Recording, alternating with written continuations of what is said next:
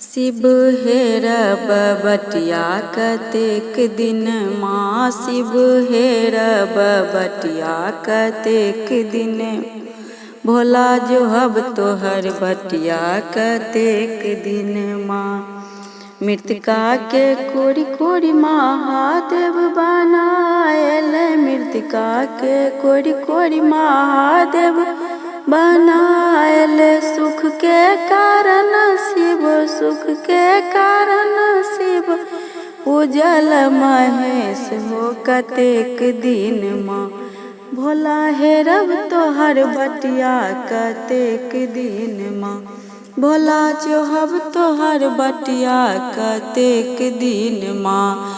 तोड़ल में बेलपत्र से हो सूखी गेल, तोड़लौं में बेलपत्र से हो सूखी गेल, जिनकाला तोड़लौं से हो रूसी गे हो कतेक दिन माँ।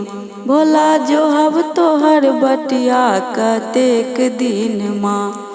काशी में ताकल ताकल प्रयाग, काशी में ताकल ताकल प्रयाग, ओति सुनल शिव गेला कैलाश हो कतेक दिन माँ।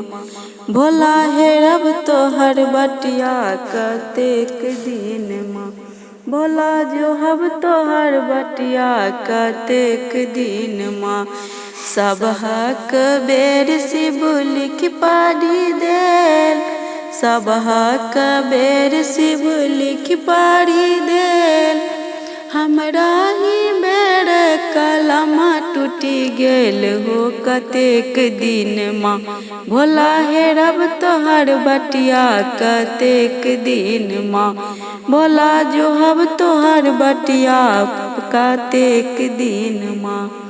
भनहि विद्यापति सुनु है महेश, भनहि विद्यापति सुनु है महेश, दलिद्र हरण करू, दलिद्र हरण करू, मेटत कलेश हो कतेक दिन माँ।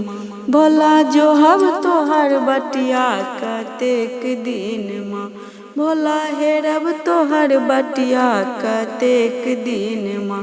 धन्यवाद।